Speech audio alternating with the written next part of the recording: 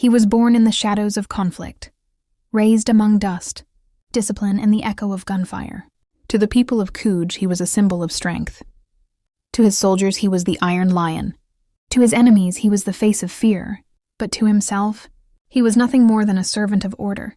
Every morning, before the first light touched the desert, Ibrahim walked alone through his camp. He moved with purpose, eyes sharp, heart steady. He believed control could hold a broken nation together, that loyalty could replace justice, and silence could replace peace. He had spent years fighting battles no one would ever remember, and every victory left behind a piece of his soul buried beneath the sand. One morning, as the sun climbed red over the dunes, a report reached his desk. A convoy had been attacked, not by rebels, not by foreign enemies, but by soldiers wearing his own uniform. Ibrahim read the report in silence. His jaw tightened, his eyes burned cold.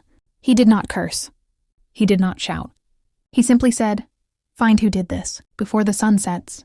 Hours later, his jeep rolled across the desert, following the smoke on the horizon. The convoy lay in ruins, charred trucks, scattered supplies, and in the sand, small footprints of children who never made it home.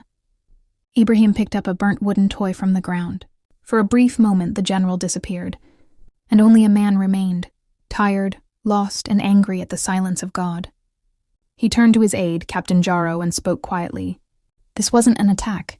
This was a message. But from who? From his enemies outside the borders? Or from the ones within his own command? That night, the desert air grew heavy. Rumors crept through the camp.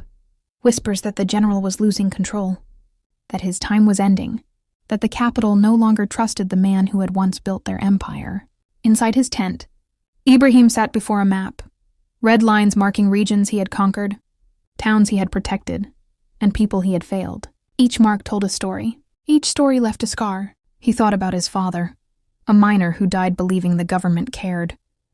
He thought about the faces of his men, loyal but tired, and for the first time, he questioned everything he had stood for. Maybe order isn't the answer, he whispered to himself. Maybe it's the cage. Moments later, a soldier entered his tent, saluted, and handed him a sealed envelope. The emblem of the Central Command was stamped in red wax. Inside, a single line.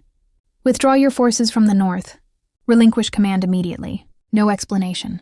No reason. Just exile. Ibrahim stared at the paper. The man who had given his life to protect the nation was being erased by it. He folded the letter, placed it beside the map, and said softly, "They've already started the war." That night he stood outside his tent, looking up at the sky. The stars hung like cold eyes watching. The wind carried the smell of dust and betrayal. They had built a nation on fear, and now fear had turned against them. The government called him a traitor. The people began to call him something else, a leader. Ibrahim never asked for titles. He didn't want power anymore.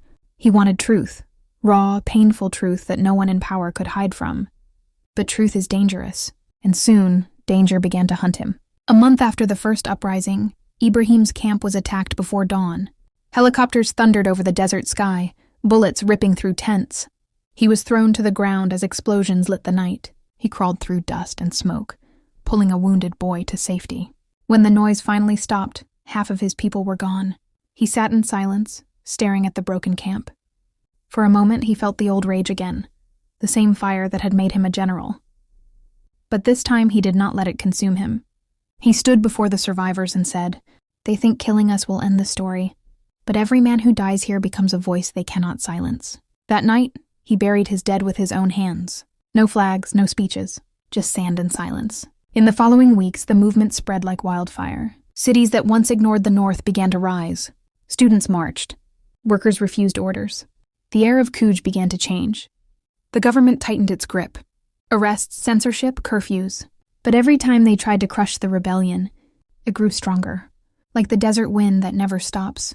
Some of Ibrahim's old soldiers began to return. They found him in the hills, still wearing the same old uniform, its medals replaced by dust. One of them said, "General, you could lead us again. We could take the capital in a week." Ibrahim looked at them and shook his head. "I'm not a general anymore. If I take power again, I'll become the same monster I once fought." He paused, then added, "We're not here to rule. We're here to remind them who this land truly belongs to." His words spread faster than bullets. In markets, schools, and mosques, people began to repeat them. We are not here to rule. We are here to remind. The movement had found its soul, and with it a nation found its courage. But courage comes with a cost. As Ibrahim's influence grew, spies infiltrated his camps. Supplies disappeared. Messages were intercepted. One evening, his most trusted ally, Captain Jero, went missing. 2 days later, his body was found in the desert. Shot twice in the back, Ibrahim did not cry. He simply knelt beside the grave and whispered, "They will not break us." By then, the rebellion had become unstoppable. The old system began to collapse from within. Corruption eating its own heart. Ministers fled the country. Generals turned on each other. In every corner of Khouj, people chanted Ibrahim's name. Not as a general, not as a soldier, but as a symbol of defiance.